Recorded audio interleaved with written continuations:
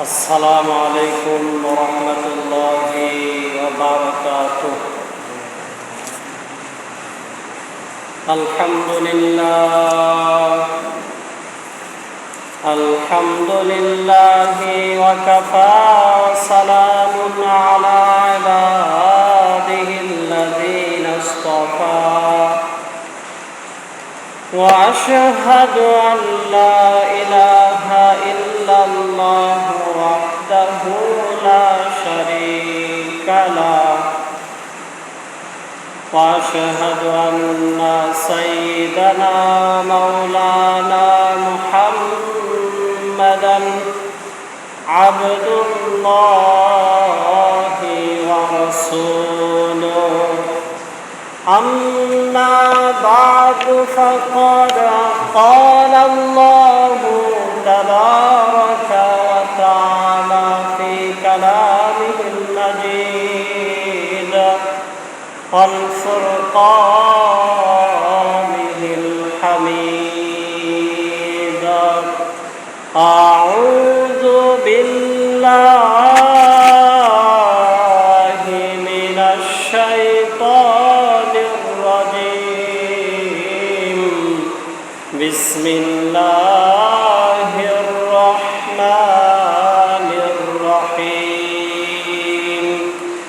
ذلك اليوم الحق فمن شاء اتخذ إلى ربه مآبا. إنا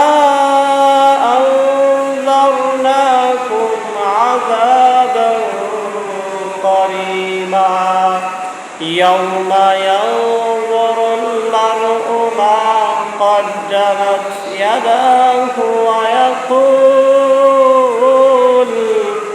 ويقول الكافر يا ليتني كنت ترابا. وقال تعالى إن الله وملائكته يصلون على النبي يا أيها الذين آمنوا صلوا عليه وسلموا تسليما. اللهم صل على مولانا محمد وعلى آل سيدنا مولانا محمد. اللهم صل على سيدنا مولانا محمد وعلى آل سيدنا مولانا محمد. بلغ العلا بكماله كشف الدجى بجماله حسنت جميع خصاله. صلوا عليه وآله.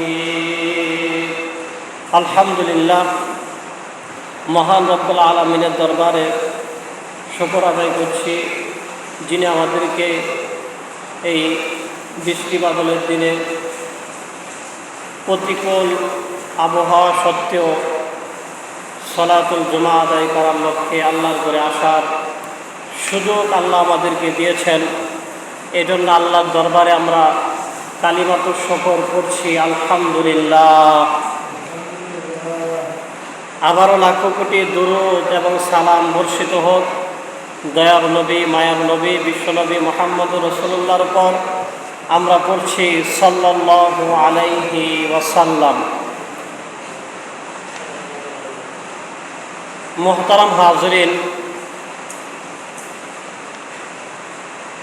আজকে আমাদের খুতবার আলোচনার বিষয় হলো, আমরা যারা মুসলমান ইমানদার, আমরা জানি যে আমরা মারা যাওয়ার পরে আল্লাহ সুবহানাহু ওয়া তাআলার দরবারে আমাদেরকে উপস্থিত করা হবে, আমাদের হিসাব নিকাশ নেওয়া হবে। ওই হিসাব নিকাশের বিভিন্ন পর্যায়ে এসে মানুষ বিভিন্ন বিষয়গুলো উপলব্ধি করে, কখনো কোনো কোনো বিষয় উল্লেখ করে করে মানুষ আফসোস করতে থাকবে। কোরআনুল কারিমে পরকালীন জীবন তথা আখিরাতের জীবনে মানুষ যে সমস্ত বিষয়গুলো নিয়ে আফসোস করবে, সেই বিষয়গুলো কোরআনে এসেছে। বেশ কয়েকটা বিষয় এরকম পাওয়া যায় যেই বিষয়গুলো মানুষ বলে বলে হাসরের ময়দানে বিচারের সময় আফসোস করতে থাকবে। আমরা ওই বিষয়গুলো সম্পর্কে জানব যে মানুষ কি নিয়ে, কি বিষয় নিয়ে আফসোস করবে, যেন আমরা সতর্ক হতে পারি, আমাদের ওই রকম আফসোস করার মতো পরিস্থিতির সম্মুখীন আমাদের না হতে হয়। তার আগে আপনাদেরকে বলছি যে হিসাব নিকাশ তো মানুষের মারা যাওয়ার পরে দীর্ঘ সময় কবরে থাকার পরে হিসাব নিকাশ হবে। এমন না যে একজন মানুষ মারা যাওয়ার পরেই তার হিসাব নিকাশ শুরু হয়ে যাবে, এমনটা না। কবরে দীর্ঘদিন, দীর্ঘ একটা নির্ধারিত সময় থাকার পরে সব মানুষ একসাথে হাসরের ময়দানে উঠবেন, তারপরে বিচার কার্য শুরু হবে। কবরের জীবনটা কেমন, তিরমিজি শরীফের একটা দীর্ঘ হাদিসে এসেছে, আপনাদেরকে ওই বিষয়টা বলতে চাচ্ছি। হযরত আতিয়া এবং আবু সাঈদ রাদিয়াল্লাহু আনহুমা, দুইজন সাহাবী থেকে বর্ণিত, তারা বলেন, قال دخل رسول الله صلى الله عليه وسلم مصلى فرأى ناسا كأنهم يكتشرون। হযরত আতিয়া এবং আবু সাঈদ রাদিয়াল্লাহু আনহুমা, দুইজন সাহাবী বলেন, নবীজি নামাজের জন্য মসজিদে প্রবেশ করলেন। ফারাআ নাসান কান্নাহুম ইয়াক্তাশিরুন, নবীজি লক্ষ্য করে দেখলেন যে মসজিদে উপস্থিত মানুষরা সবাই পরস্পর হাসাহাসি, গল্প গুজবে মত্ত রয়েছেন। ক্বালা আমা ইন্নাকুম লাউ আকসারতুম যিকরা হাযিমিল লাযাত আম্মা আরা ফাকসিরু মিন যিকরি হাযিমিল লাযাতিল মাউত। নবীজি মসজিদে মানুষদেরকে হাসাহাসিরত অবস্থায় দেখে তাদেরকে বললেন, আমি আজকে তোমাদের যে পরিস্থিতিটা দেখেছি, যদি তোমরা বেশি করে দুনিয়ার স্বাদ বিনষ্টকারী মৃত্যুর কথা স্মরণ করতে, তাহলে হয়তো আমাকে এইরকম পরিস্থিতি দেখতে হতো না যে তোমরা মসজিদে অবস্থান করছো আর হাসাহাসি করছো, গল্প গুজব করছো।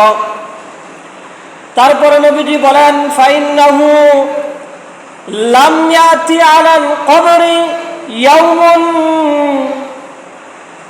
ইল্লা তাকাল্লামা ফীহি। নবীজি বলেন যে কবরের একটা দিনও এমন অতিবাহিত হয় না যেই দিন কবর এই কথাগুলো না বলে। ফায়াকুলু, কবর বলতে থাকে, আনা বাইতুল গুরবা, কবর বলে যে আমি নির্জনতার ঘর। ওয়ানা বাইতুল ওয়াহদা, আমি একাকিত্বের ঘর। ওয়ানা বাইতুত তুরাব, আমি মাটির ঘর। ওয়ানা বাইতুদ দুদ, কবর বলতে থাকে আমি পোকামাকড়ের ঘর। নবীজি বলেন কবরের একটা দিনও এমন যায় না যেই দিন কবর মানুষকে ডেকে ডেকে এই কথাগুলো না বলে। কবর বলতে থাকে আমি নির্জনতার ঘর, আমি একাকির ঘর, আমি পোকামাকড়ের ঘর, আমি অন্ধকার ঘর, আমি মাটির ঘর। এইরকম ডেকে ডেকে কবর প্রতিদিন বলতে থাকে। ফাইদা দুফিনাল আবদুল মুমিন, অতঃপর যখন কোনো মুমিন বান্দাকে কবরে দাফন করা হয়, قال له القبر مرحبا وأهلا। কবর তখন ওই মুমিন বান্দাকে বলতে থাকে সুস্বাগতম, তোমার আগমন শুভ হোক। আমা ইন কুনতা লা হাব্বা মাইয়ামশি আলা যহরি ইলাইয়া, যত মানুষ দুনিয়াতে আমার উপর দিয়ে চলাফেরা করত, তুমি তন্মধ্যে আমার কাছে সবচেয়ে প্রিয় বান্দা ছিলে। ফাইদ উল্লিতুকাল ইয়াউমা ওয়াসিরতা ইলাইয়া ফাসাতারা সনিআইবিক। কবর বলতে থাকে আজকে তোমাকে আমার কাছে সুপর্দ করা হয়েছে, তুমি আমার ভালো ব্যবহারগুলো দেখতে পাবে। ক্বালা ফায়াত্তাসিউ লাহু মাদ্দা বাসারিহি ওয়া ইয়াফতাহু লাহু বাবুন মিনাল জান্নাহ। মুমিন বান্দাকে কবর দেওয়ার সাথে সাথে কবর থেকে স্বাগত জানায়। জানানোর পরে আল্লাহ সুবহানাহু ওয়া তাআলা ওই দাফনকৃত ব্যক্তির দৃষ্টি সীমা পর্যন্ত কবরটাকে প্রশস্ত করে দেয়, বড় করে দেন। ওয়ায়ুফতাহু লাহু বাবুন ইলাল জান্নাহ, এবং জান্নাতের সাথে কবরের একটা দরজা দিয়ে দেওয়া হয়। সুবহানাল্লাহ। ওয়াইদা দুফিনাল আব্দুল কাফিরু আবিল ফাজিরু, পক্ষান্তরে যদি কোনো কাফের কিংবা কোনো গুনাহগার বান্দাকে কবরে রাখা হয়, ক্বালা লাহুল কবর, কবর বলতে থাকে লা মারহাবান ওয়ালা আহলান, তোর দুর্ভোগ, তোর আগমন অশুভ হোক।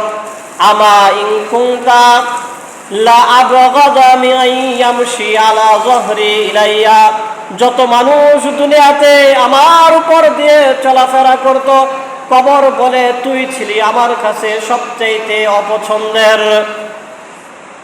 ফাইদা উল্লিতুকা আল-ইয়াওমা ওয়াসিরতা ইলাইয়া ফাসাতারা সনিআইবিক, আজকে আমার কাছে তোকে সুপর্দ করা হয়েছে, পাঠানো হয়েছে, তুই দেখতে পাবি আমার ব্যবহার কতটা খারাপ এবং জঘন্য। ক্বালা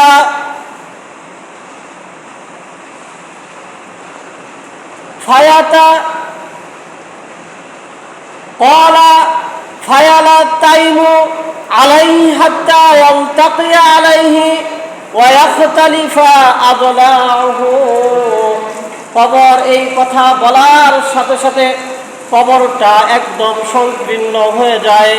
নবীজি সাল্লাল্লাহু আলাইহি ওয়াসাল্লাম বলেন হাত্তা ইয়ালতাকিয়া আলাইহি ওয়া তাখতালিফা আদলাহু, কবর এত বেশি সংকীর্ণ হয় যে এক পাজরের হাড্ডিগুলো অপর পাজরে চলে যায়, ঢুকে যায়। ক্বালা রাসূলুল্লাহ সাল্লাল্লাহু আলাইহি ওয়াসাল্লাম, বর্ণনাকারী সাহাবী বলেন এক পাজরের হাড় অপর পাজরে চলে যাবে, কবরটা এত সংকীর্ণ হয়ে যাবে। নবীজি এই কথা বলার সময় বিআসাবিহি ফাদখালা বা'দাহা ফি জাওফি বা'দ, নবীজি তার হাতের আঙুলগুলো এক হাতের সাথে আরেক হাত প্রবেশ করে দেখিয়ে দিলেন। এইরকম ভাবে হাতের আঙুল যেমন হাতের ভিতরে প্রবেশ করে ঢুকে গেল, এইরকম কবর সংকীর্ণ হওয়ার কারণে এক পাজরের হাড় অপর পাজরের ভিতরে ঢুকে যাবে।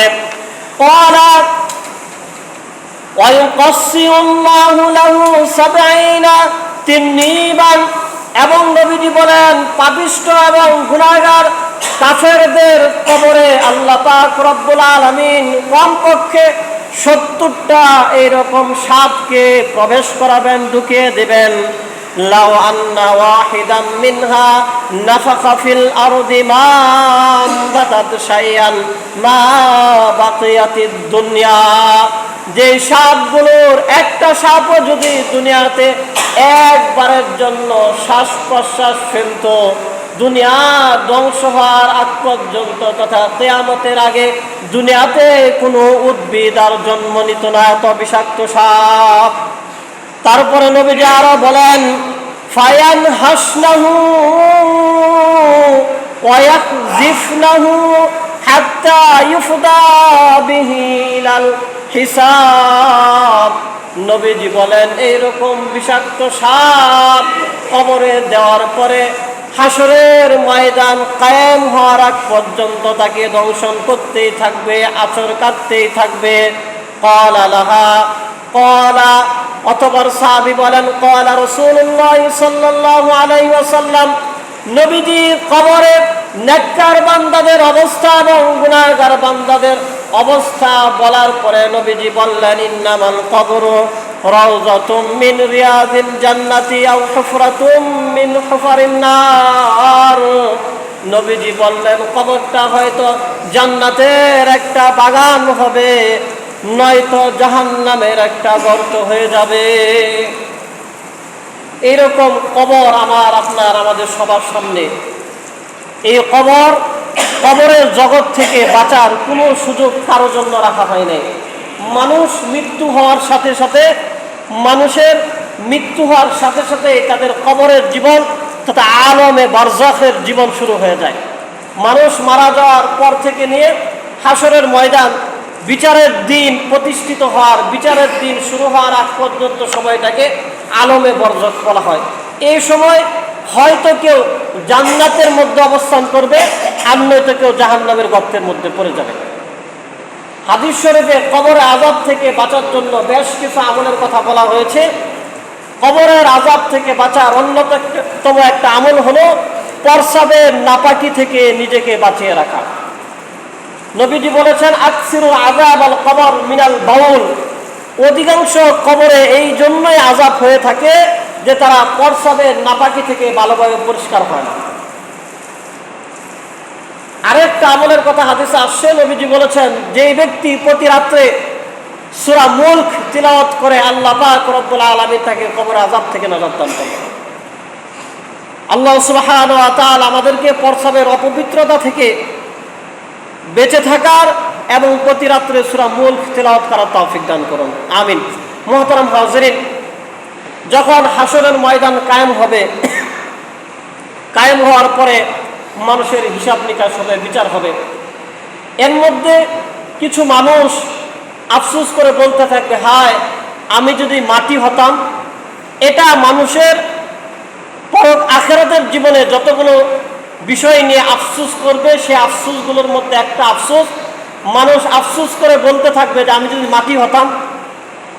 এটা বলার কারণ হলো বিভিন্ন হাদিসে এসেছে আল্লাহ মানুষ সহ সমস্ত প্রাণীকুলকে হাসরের ময়দানে উঠাবেন, এবং বলা হয়ে থাকে যে মানুষ ছাড়া, জিন ছাড়া অন্য যত মাখলুকাত আছে তাদেরও এক ধরনের বিচার হবে। হাদিসে বলা হয়েছে যেই পশুগুলো দুনিয়াতে শিংওয়ালা ছিল, যেগুলো শিং ছাড়া ছিল, একটা আরেকটাকে দুনিয়াতে অন্যায়ভাবে আঘাত করেছে, হাসরের ময়দানে দুর্বলটাকে সবল বানিয়ে দেওয়া হবে, আর দুনিয়ার সবলটা দুর্বল হয়ে যাবে। তাদেরকে বলা হবে তোমরা প্রতিশোধ নাও। হাদিসে এসেছে ফাইদা ফুরিগা মিনাল কিসাসি বাইনা দাওয়াবি, যখন এইরকম অন্যান্য চতুষ্পদ প্রাণী যেগুলো আছে তাদের পরস্পর বিচার কার্য আল্লাহ তাআলা সম্পূর্ণ করে দিবেন। ক্বালা লাহা কুনি তুরাবান, আল্লাহ তখন ওই পশু পাখিগুলোকে বলবেন তোমরা মাটি হয়ে যাও, মাটির সাথে মিশে যাও।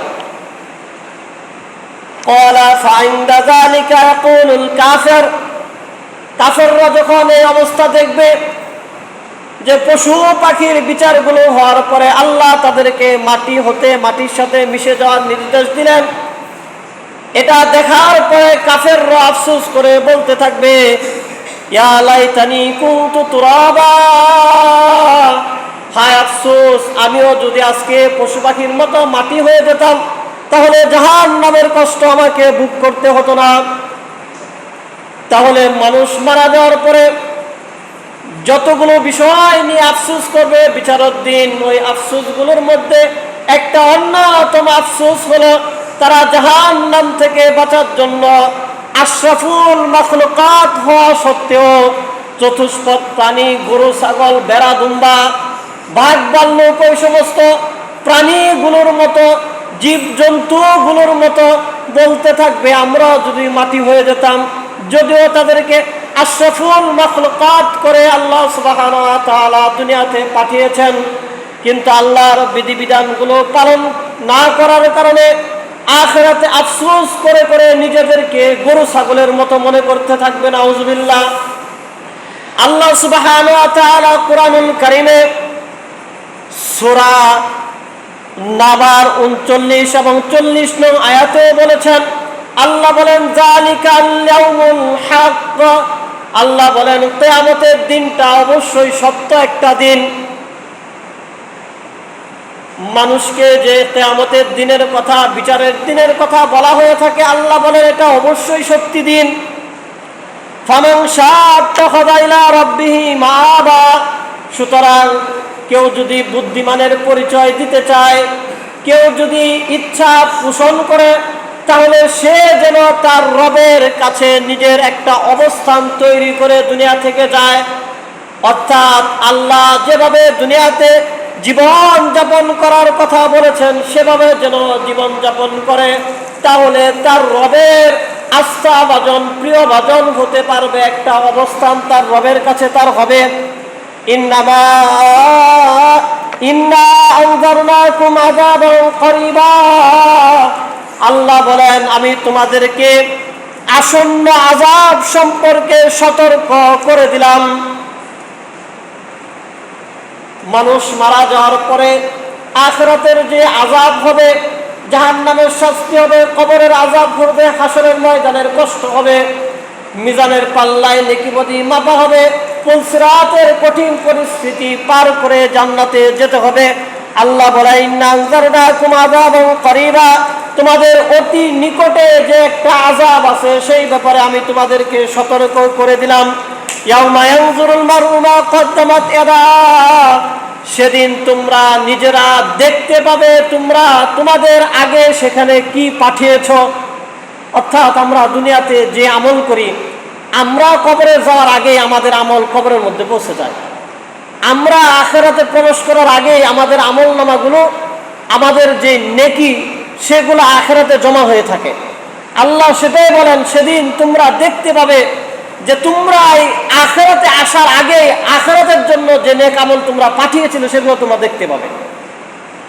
ওয়ায়াকুলুল কাফির, তবে যারা কাফের, অস্বীকারী, যারা আল্লাহকে আল্লাহ মানে নাই, আল্লাহর বিধিবিধান দুনিয়াতে পালন করে নাই, তারা সেদিন চতুষ্পদ প্রাণীর মতো, গরু ছাগলের মতো, বেড়া দুম্বা গাধা শূকর বিড়ালের মতো, কুকুরের মতো আফসোস করে করে বলতে থাকবে ইয়া লাইতানি কুনতু তুরাবা, আমরা যদি মাটির সাথে মিশে যেতাম, আমরা যদি মাটি হয়ে যেতাম, তাহলে আজকে হিসাবের বিচারের কঠিন কাঠগড়ায় আমাদেরকে দাঁড়াতে হতো না, আমাদের জন্য জাহান্নামের ফয়সালা, জাহান্নামের কঠিন শাস্তিও আমাদের ভোগ করা লাগতো না। তাহলে হাসরের ময়দানের মানুষদের অন্যতম একটা আফসোসের জায়গা থাকবে যে তারা নিজেদেরকে মাটি হয়ে যাওয়ার আফসোস করতে থাকবে। যদিও মানে স্বাভাবিকভাবে এটাকে চিন্তা করলে বেশি একটা খারাপ কিছু মনে হয় না, কিন্তু আমি যদি চিন্তা করি হাসরের ময়দানে মাটি তো আল্লাহ গরু ছাগল কুকুর শুকরকে বানিয়ে দেবেন, আর আপনি মানুষ হওয়ার পরে যদি কুকুর শুকরের মতো এরকম আফসোস করতে হয়, তাহলে স্বাভাবিকভাবে আমার আর আপনার জীবনটা কেমন যেন কুকুর শুকরের জীবনের মতো হয়ে গেল। এজন্য ওই আফসোস করা থেকে যদি আমরা আমাদেরকে বাঁচাতে চাই, তাহলে অবশ্যই আমাদের জীবন যাপন, আমাদের আমলগুলো ওইভাবে করতে হবে যেইভাবে করলে ওই আফসোস আমাদের না করতে হয়। আল্লাহ সুবহানাহু ওয়া তাআলা আমাদেরকে আমল করার তৌফিক দান করে। মানুষ আজকে বিবেক বিবেচনাহীন হয়ে পড়ছে।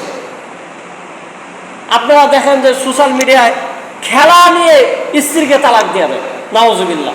এখন পর্যন্ত মোটামুটি 10-12 জন মানুষ এই খেলা নিয়ে মৃত্যুবরণ করছে, মারা গেছে, একজন আরেকজনকে মেরে ফেলে। কত বুকার স্বর্গে মানুষ বাস করে। কিন্তু আমরা যারা ইমানদার মুসলমান, আমরা নিজেরাই আবার গর্ব করে বলি, এবং এটা গর্ব করার বিষয়, যতদিন পর্যন্ত একজন এমন মানুষ দুনিয়াতে অবশিষ্ট থাকবেন তিনি ইসলামের সব বিধিবিধান পালন করেন এমন না, কিন্তু তার জবানে এটা থাকে যে সে আল্লাহকে আল্লাহ বলে মানে। সে অনেক বেশি আমলওয়ালা মুসলমান না, কিন্তু সে আল্লাহকে মানে মোটামুটি ঈমান তার ভিতরে আছে। এমন একজন মানুষ যতদিন পর্যন্ত দুনিয়াতে থাকবে আল্লাহ নবী বলেন আল্লাহ ততদিন পর্যন্ত দুনিয়াকে ধ্বংস করবেন না, দুনিয়ার সবকিছু ঠিক থাকবে।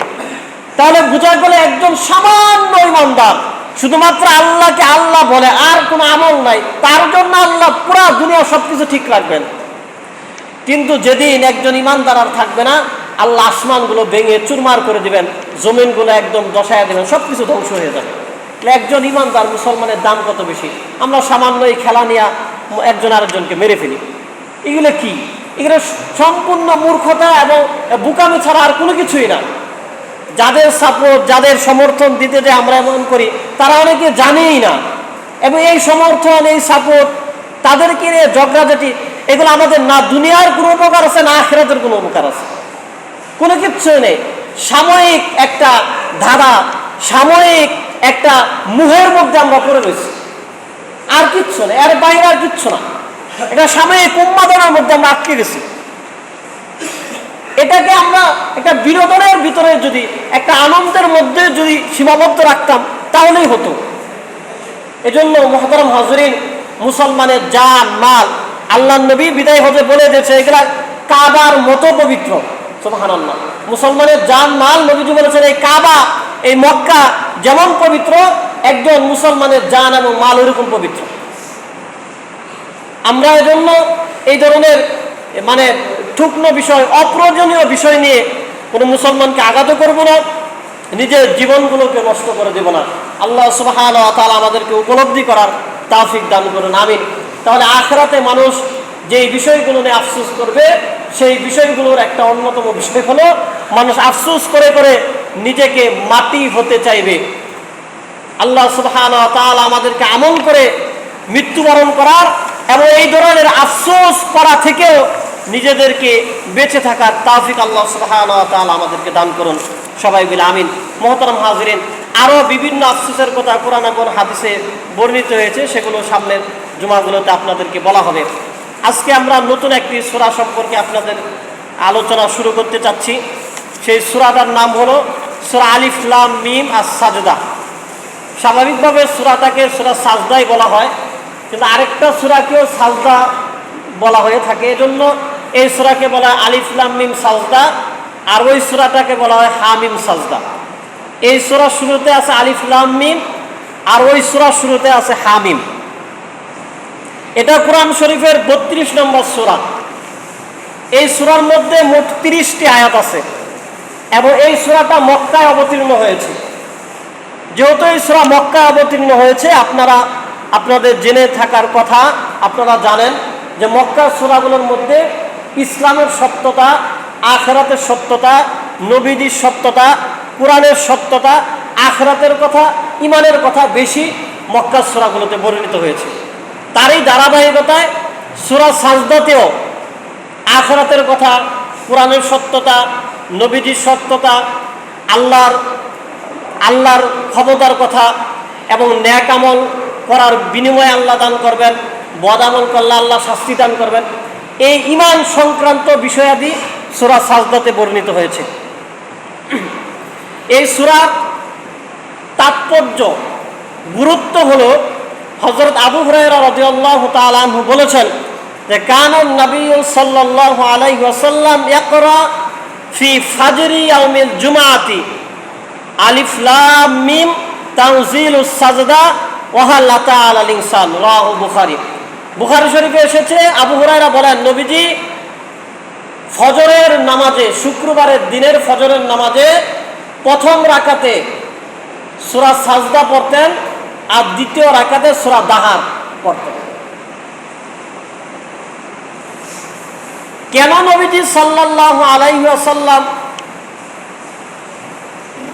শুক্রবারের ফজরের নামাজে এই দুই সূরা পড়তেন? এর দ্বারা সূরা সাজদার কি এমন তাৎপর্যটা পাওয়া যায়?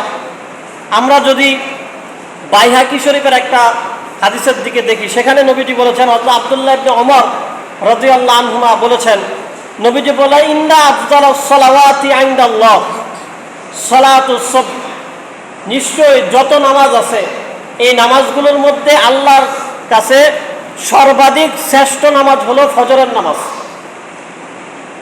যত নামাজ আছে, জুমার নামাজ সর্বশ্রেষ্ঠ জুমার পরে যে 5 ওয়াক্ত নামাজ আছে ওই নামাজগুলোর মধ্যে সর্বশ্রেষ্ঠ নামাজ হলো ফজরের নামাজ।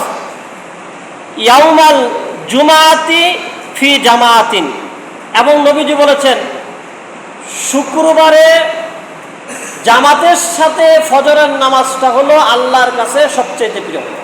এমনিতে ফজরের নামাজ সবচেয়ে প্রিয়, আর শুক্রবারের দিন ফজরের জামাতের সাথে যেই নামাজটা পড়া হয় এটা হলো আল্লাহর কাছে সবচেয়ে প্রিয়। এবার বুঝেন, শুক্রবারের ফজরের নামাজ আল্লাহর কাছে সবচেয়ে প্রিয়, আর নবীজি ওই প্রিয় নামাজের প্রথম রাকাতে সূরা সাজদা পড়তেন। এর দ্বারা বোঝা যায় যে সূরা সাজদার আলাদা তাৎপর্য রয়েছে।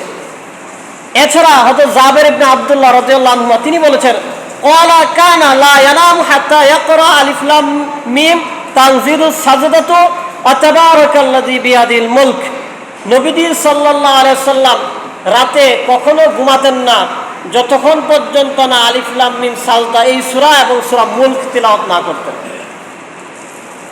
তাহলে এর দ্বারাও সূরা সাজদার একটা তাৎপর্য বোঝা যায়, যেহেতু নবীজির প্রত্যেক রাত্রের আমল ছিল নবীজি সূরা সাজদা তেলাওয়াত করে তারপরে ঘুমাতেন। তাহলে আমরা রাতে সূরা সাজদা তেলাওয়াত করতে পারি। এটা 21 পারার সর্বশেষ সূরা, কোরআন শরীফের 32 নম্বর সূরা, মাত্র 30টা আয়াত আছে। সূরা মুলক যেমন 3 পৃষ্ঠা, এটাও সমান 3 পৃষ্ঠা সূরা। এবং আমরা ফজরের নামাজের জামাতের নামাজগুলোতে এই দুই সূরা, প্রথম রাকাতে সূরা আলিফ লাম মিম সাজদা, দ্বিতীয় রাকাতে সূরা দাহার পড়তে পারি ইনশাআল্লাহ। আমাদের মসজিদে আমরা চেষ্টা করি এই সূরাগুলো ফজরের নামাজের শুক্রবারের জামাতে তেলাওয়াত করতে, যেহেতু এটা অন্যতম একটা সুন্নতের অন্তর্ভুক্ত। মুহতারাম হাজরিন, এবার আমরা এই সূরার আলোচনার মধ্যে যাই। আজকে কয়েকটা আয়াতের আলোচনা আপনাদেরকে বলা হচ্ছে। প্রথম 9টা আয়াতের আলোচনা বলা হচ্ছে। আল্লাহ সুবহানাহু ওয়া তাআলা বলেন, বিসমিল্লাহির রহমানির রহিম, আলিফ লাম মিম। প্রথম আয়াত, এই আলিফ লাম মিম এটার অনেক কথাগুলোর সর্বশেষ কথা হলো আল্লাহু ওয়া রাসূলুহু আ'লামু বিমুরাদি। এই শব্দগুলোর, এই আয়াতের, এই ধরনের আয়াত কোরআনে যত আছে এগুলোর মূল অর্থ, ব্যাখ্যা, বিশ্লেষণ আল্লাহ এবং আল্লাহ রসুল জানেন। এটাই সবচাইতে সুন্দর, সহজ এবং এটাই গ্রহণযোগ্য কথা। এজন্য আমিও এই আয়াতের আর অন্য কোনো কথা বলতে চাচ্ছি না। এই ধরনের আয়াতগুলোকে হরফে মুকাত্তাআত বলা হয়। সূরা আলে ইমরানের এক আয়াতের মধ্যে আসে আল্লাহ যত আয়াত অবতীর্ণ করেছেন, কিছু আয়াত মুহকামাত আর কিছু হয়েছে মুতাশাবিহাত। মুহকামাত আয়াত বলা হয় যে আয়াতগুলোর ব্যাখ্যা বিশ্লেষণ আল্লাহ সুস্পষ্ট করে দিয়েছেন নবীজির মাধ্যমে, এবং সেগুলো মানুষ বুঝতে পারে, বুঝার মতো। আর মুতাশাবিহাত বলা হয় ওই সমস্ত আয়াতগুলোকে যে আয়াতগুলোর ব্যাখ্যা বিশ্লেষণ সুস্পষ্ট করে দেওয়া হয় না, যার আসল আসল ব্যাখ্যা বিশ্লেষণ আল্লাহ এবং আল্লাহ রসুল জানেন। এবং সূরা আলে ইমরানের মধ্যে বলা হয়েছে যে ওমা ইয়ালামু তা'বীলাহু ইল্লাল্লাহ ওয়ার রাসিখুনা ফিল ইলমি ইয়াকুলুনা আমান্না বিহি। যারা যত বেশি জ্ঞানী মানুষ, জ্ঞানীদের পরিচয় হলো যে আয়াতগুলোর সুস্পষ্ট ব্যাখ্যা বিশ্লেষণ আল্লাহ দেন নাই, সেগুলোর ব্যাপারে তারা বলবেন যে আমরা এগুলোর উপর ঈমান আনছি, আর এই বিষয়ে আল্লাহই ভালো জানেন। কুল্লুম মিন ইনদি রাব্বিনা, এবং এইগুলো আল্লাহই দান করেছেন। ওমা তাযাক্কারু ইল্লা উলুল আলবাব, এবং জ্ঞানীদের জন্য এর মধ্যে একটা উপদেশ রয়েছে। তাহলে জ্ঞানের পরিচয় হলো হরফে মুকাত্তাআত, অর্থাৎ যেই সমস্ত সূরা শুরুতে আলিফ লাম মিম কিংবা হামিম কিংবা ইয়াসিন কিংবা তাহা এই ধরনের আয়াত আছে, এগুলোর প্রতি ঈমান আনা, যেগুলো আল্লাহর পক্ষ থেকে দেওয়া, এগুলো আল্লাহর অবতীর্ণকৃত আয়াত, তবে এগুলোর সুস্পষ্ট ব্যাখ্যা বিশ্লেষণ আল্লাহ এবং আল্লাহ রসুল জানেন। উম্মত এগুলোর সুস্পষ্ট ব্যাখ্যা বিশ্লেষণ জানে না, তবে এগুলো আল্লাহর পক্ষ থেকে এসেছে। মোটামুটি 29টা সূরা শুরুতে এরকম হরফে মুকাত্তাআত এসেছে। দ্বিতীয় আয়াতে আল্লাহ বলেন তানজিলুল কিতাবি লা রাইবা ফীহি মির রাব্বিল আলামিন। জগৎ সমূহের প্রতিপালক আল্লাহর পক্ষ থেকে অবতীর্ণকৃত এই কিতাব, তাতে কোনো ধরনের সন্দেহ নাই। অর্থাৎ কোরআনের একটা গুণ, একটা মর্যাদার কথা আল্লাহ সুবহানাহু ওয়া তাআলা দ্বিতীয় আয়াতে বললেন যে এই কোরআন আল্লাহর পক্ষ থেকে এসেছে এবং এতে কোনো ধরনের সন্দেহ নাই।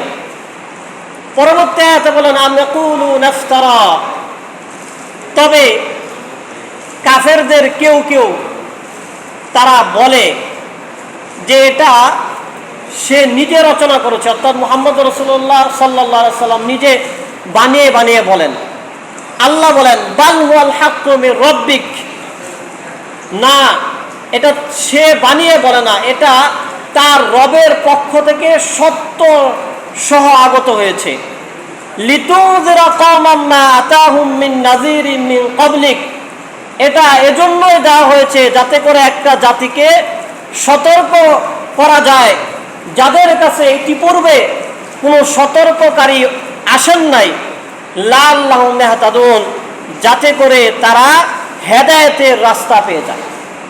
অর্থাৎ কোরআন এমন কিতাব, যেই কিতাব মুহাম্মদ রাসূলুল্লাহ নিজে বানান নাই, রচনা করেন নাই, তার উপর তার কাছে আল্লাহর পক্ষ থেকে এসেছে, এটাতে কোনো ধরনের সন্দেহ নাই। এই কিতাব এজন্যই দেওয়া হয়েছে যাতে করে মানুষ সতর্ক হয়, মানুষ হেদায়েত পেয়ে যায়। আল্লাহ প্রথমে আল্লাহর কোরআনের শ্রেষ্ঠত্বের কথা এই আয়াতে বলার পরে এবার আল্লাহ নিজের কথা বলতেছেন। আল্লাহ বলেন আল্লাহুল্লাযী খালাকাস সামাওয়াতি ওয়াল আরদা ওয়া মা বাইনাহুমা ফি সিত্তাতি আইয়াম, আল্লাহ হলেন তিনি যিনি আসমানগুলো এবং জমিন সমূহ এবং এর মধ্যস্থিত যা কিছু আছে সব কিছু সৃষ্টি করেছেন। ফি সিত্তাতি আইয়ামিন, 6 দিনে। সুম্মা ইস্তাওয়া আলাল আরশ, অতঃপর তিনি আরশে সমাসীন। তাফসীর ইবনে কাসিরে আসছে আবু হুরায়রা রাদিয়াল্লাহু আনহু বলেন যে একবার নবীজি আমার হাত ধরে টেনে নিলেন এবং বললেন যে আবু হুরায়রা, তুমি জানো যে আল্লাহ আসমান এবং জমিন এগুলো 6 দিনে বানাইছেন।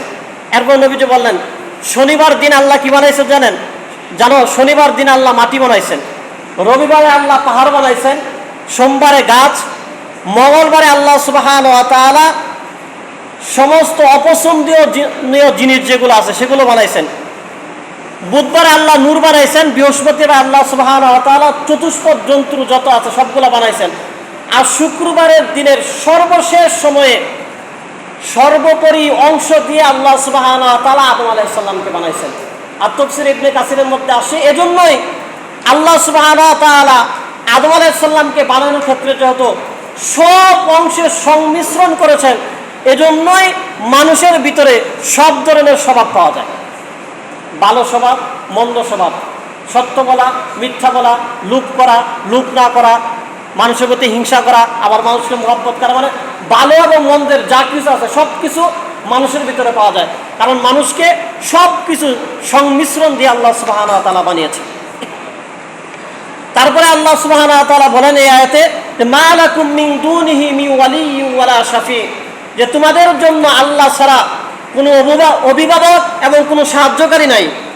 আফালা তাতাযাক্কারুন, তবুও কি তোমরা উপদেশ গ্রহণ করবে না? তবুও কি তোমরা বুঝবে না? পরের আয়াতে আল্লাহ বলেন ইদাব্বিরুল আমরা মিনাস সামাই ইলাল আরদ, আল্লাহ সুবহানাহু ওয়া তাআলা আকাশ থেকে নিয়ে জমিন পর্যন্ত যা কিছু আছে সব কিছু পরিচালনা নিজে করেন। সুম্মা ইয়ারজু ইলাইহি, অতঃপর ওই আল্লাহর দিকে সমুত্থিত হতে হবে, ফিরে যেতে হবে। ফি ইয়াউমিন কানা মিকদারু আলফা সানাতিন মিম্মা তাউদ্দুন, যেই দিনগুলোতে তোমরা আল্লাহর কাছে ফিরে যাবে ওই দিনগুলো যদি তোমরা গণনা করতে থাকো তাহলে তোমাদের হিসাব অনুযায়ী ওই দিনগুলোর এক এক দিনের সময়টা হবে দুনিয়ার দিনের হিসাবে 1000 বছর সমান। আলফা সানা, অর্থাৎ আখিরাতের একটা দিন হবে দুনিয়ার 1000 বছরে আখিরাতের একদিন। এত লম্বা হবে আখিরাতের দিনগুলো। তার পরবর্তী আয়াতে আল্লাহ সুবহানাহু ওয়া তাআলা বলেন, জালিকা আলিমুল গায়বি ওয়াশ শাহাদাতিল আজিজুর রহিম। আল্লাহ তিনি দৃশ্য এবং অদৃশ্য সবকিছু সম্পর্কে পরিজ্ঞাত, তিনি পরাক্রমশালী, তিনি দয়ালু। দেখেন, প্রথম আয়াতে আল্লাহ সুবহানাহু ওয়া তাআলা কোরআনের সত্যতার কথা বললেন, তারপরে আল্লাহ নিজের কুদরতের ক্ষমতার কথা বললেন। লক্ষ্য করলে দেখেন, এই কোরআনের মাধ্যমে কিন্তু আল্লাহর নিজের সত্যতার কথা বলবেন। এজন্য আগে কোরআন যে সত্য সেটা বলা দরকার। এজন্য আল্লাহ আগে কোরআনের সত্যতার কথা বললেন, এরপর আল্লাহ নিজের ক্ষমতার কথা বললেন। কত সুন্দর একটা ধারাবাহিক বর্ণনা আল্লাহ সুবহানাহু ওয়া তাআলা দিলেন। এরপরে কোরআন যেহেতু মানুষকে আল্লাহ সুবহানাহু ওয়া তাআলা দিয়েছেন মানুষের হেদায়েতের জন্য, এখন মানুষ সম্পর্কে আল্লাহ বলেন, আল্লাযী আহসানা কুল্লা শাইইন খালকাহু, তিনি তার সব সৃষ্টিকে সুন্দরভাবে সৃষ্টি করেছেন। ওয়াবাদা খালকাল ইনসানি মিন তিন, এবং মানুষের সৃষ্টির সূচনা করেছেন ফরদজ মাটি থেকে। সুম্মা জাআলা নাসলাহু মিন সুলালাতিন মিন মাইন মাহিন, অতঃপর তাদের এই বংশক্রম উৎপন্ন করার জন্য, ধারাবাহিকতা ঠিক রাখার জন্য আল্লাহ সুবহানাহু ওয়া তাআলা তরল নির্যাসের মাধ্যমে ধারাবাহিকতা ঠিক রাখলেন। সুম্মা সাওয়াহু, মানুষকে আল্লাহ সুবহানাহু ওয়া তাআলা সুঠাম দেহের অধিকারী বানালেন। ওয়া নাফাখা ফীহি মির রূহিহি, তাদের ভিতরে আল্লাহ সুবহানাহু ওয়া তাআলা রূহ ফুৎকার করে দিলেন। ওয়াজআলা লাকুমুস সামআ ওয়াল আবসারা ওয়াল আফইদা, আল্লাহ বলেন তোমাদের জন্য কান, তোমাদের চোখ, তোমাদের অন্তঃকরণ আমি দান করে দিলাম। কলিলাম মা তাশকুরুন, তারপরেও দেখা যায় অল্প সংখ্যক মানুষই কৃতজ্ঞতা স্বীকার করে। দেখেন আল্লাহ সুবহানাহু ওয়া তাআলার বর্ণনাগুলা কত সুন্দর ধারাবাহিক। মূলত কোরআন আমাদের হেদায়েতের জন্য দেওয়া হয়েছে, সুতরাং কোরআনের সত্যতা আগে বললেন, যিনি দিলেন তার সত্যতার কথা এরপরে বললেন যে তিনিও অসত্য না, যাদেরকে দিলেন তাদেরকে আল্লাহ সুবহানাহু ওয়া তাআলার অনুদানগুলোর কথা আগে বললেন। সূরা সাজদার প্রথম 9 আয়াতে আল্লাহ সুবহানাহু ওয়া তাআলা এই বিষয়গুলো বললেন। এরপরের আয়াতগুলোতে আল্লাহ সুবহানাহু ওয়া তাআলার এই অনুদান পাওয়ার পরেও যারা বিভিন্ন যুক্তিতর্কের মাধ্যমে আল্লাহর বিধিবিধান থেকে দূরে সরে যায় বা আল্লাহ যেমন বলছে সেগুলো বিশ্বাস করে না, তাদের অবস্থানগুলো এরপরে আল্লাহ সুবহানাহু ওয়া তাআলা তুলে ধরবেন। তাই আজকে এই পর্যন্তই বলা হলো, সামনে বাকি ধারাবাহিক আলোচনা আপনাদেরকে শোনানো হবে। আল্লাহ সুবহানাহু ওয়া তাআলা যা বললাম আমাদেরকে ভালোগুলো আমল করার, মন্দগুলো থেকে বেঁচে থাকার তৌফিক দান করুন। যারা পরে আসছি ইনশাআল্লাহ কবুল করুন।